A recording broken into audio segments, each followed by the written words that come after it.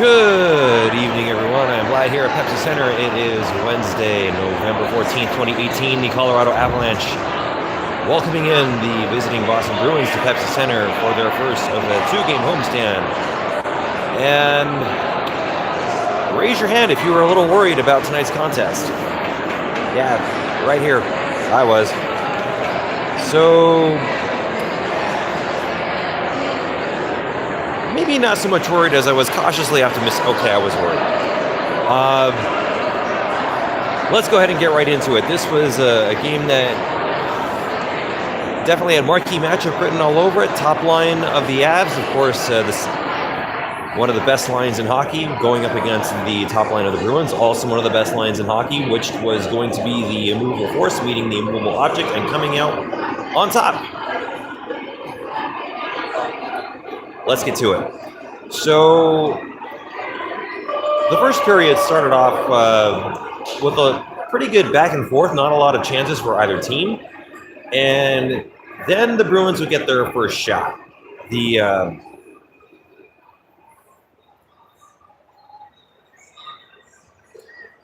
Well, let's back that up a little bit. The first goal would actually go to the captain, Gabe Landeskog. He would score his 12th of the season, just a little over halfway through the first period. Mikko Rantanen would get his first of several points on the evening tonight. Avs would then lead 1-0. Mark Barberio would then take a penalty. The Avs would be on the kill, and then the Bruins would then capitalize. They would tie the game on a David Pastrnak goal, and then a turnover of ghastly proportions by Nathan MacKinnon in the Bruins' end led to a breakaway chance for Jake DeBrusk. He wouldn't miss. The Bruins would then go up 2-1, and they would take that lead into the first intermission. On another power play caused by I believe it was Colin Wilson at the time who got the penalty, Jake DeBrusk would score once again, and the Bruins would have a 2-goal lead. Score would be 3-1 at that point, and then after that, it was essentially all Avs because Mikko Rantanen, tall as he is, decided that he wanted to get in on the scoring action. Assists weren't enough, so he decided on the power play that he was going to get a really awesome pass from Nathan MacKinnon. He would bury it past Halak. It would be his 7th of the season. Avs would then trail by 2 after 2. And then in the third, if you're the Bruins, your wheels fell off, and the Avs put the pedal to the metal. 4 Avalanche goals in that third period, beginning with Matt Calvert on a really kind of pinball-ish kind of sequence in front of Yaroslav Halak.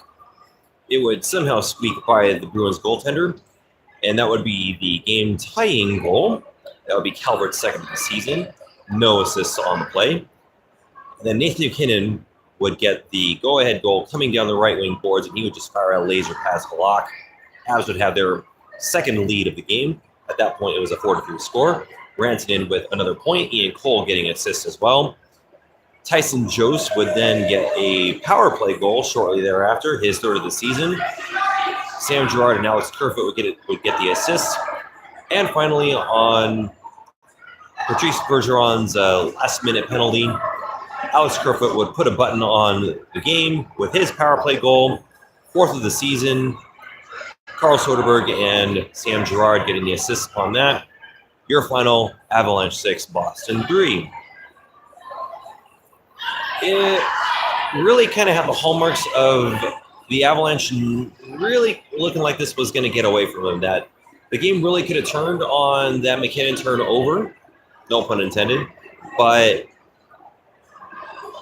the Avs were able to assess the situation and return with a much better effort in the second half of the game once they were able to get the penalty situation straightened out. I think they only took one other penalty after the breakaway goal, and they were able to just lock things down. Shots were pretty hard to come by, if you can believe it, for such a high-scoring game on the Avs part.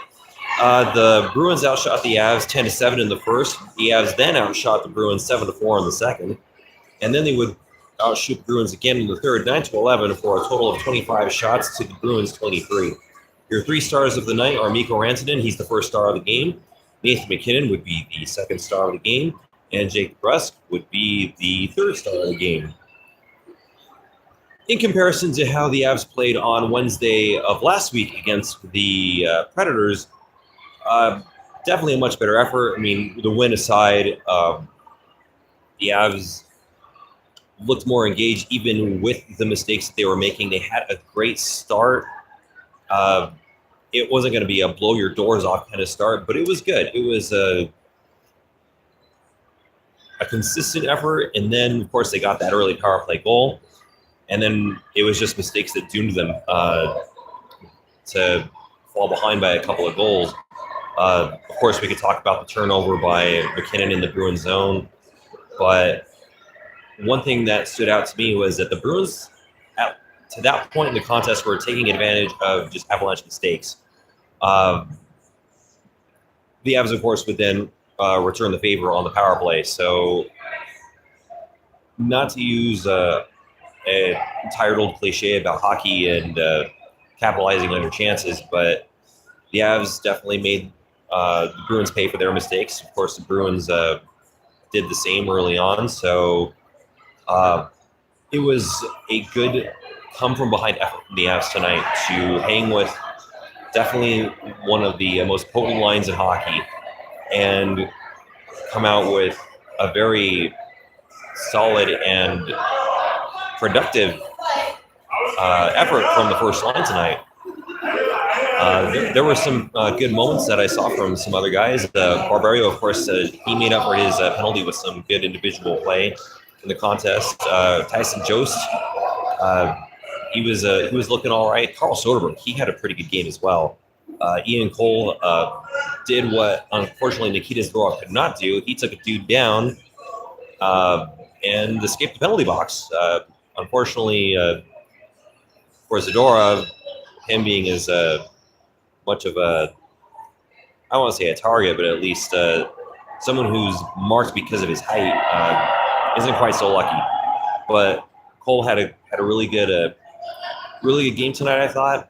Varley was great to keep the Avs in it.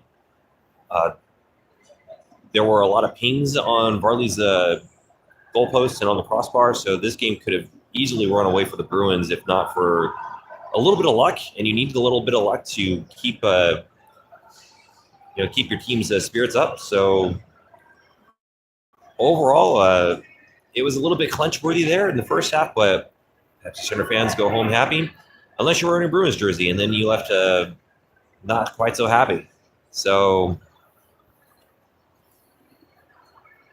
overall, Avs get 2 points, and that'll help get them a little bit of momentum coming into Friday's contest against the defending Stanley Cup champion Washington Capitals. Most likely it'll be, well, I can't say it'll be a former Capital goaltender getting in the start, because we have 2 former Capital goaltenders getting on our roster. So this could be Grubauer's night. He, of course, was in goal the last time that the Capitals were here, and Landeskog torched him for a hat trick that night. But maybe Grubauer will get a win on Friday if he's in goal. Maybe Landeskog will have another hat trick night against Braden Holtby. We'll see. We'll see how it goes. But it's a good feeling in the locker room. It's a good feeling here in Pepsi Center. And it's good to see that the Avs have been able to put together a really good game tonight against a powerhouse Bruins team. I'm going to go ahead and wrap things up here. I am Vlad. Thank you for watching the Burgundy Rainbow post-game report here on YouTube. Feel free to like, comment, and subscribe to this video. And feel free to follow us on Twitter at AvsBRblog for continuing coverage of tonight's contest against the Boston Bruins. Head to burgundyrainbow.com, join the Burgundy Rainbow Discord, and head to the GDP channel. And stay tuned to burgundyrainbow.com for continuing coverage and conversation on the Colorado Avalanche as they continue their way through the 2018-2019 season of hockey. I am Vlad. I'm going to go ahead and say goodbye for tonight. I'll see you on Friday. And until then, let's go.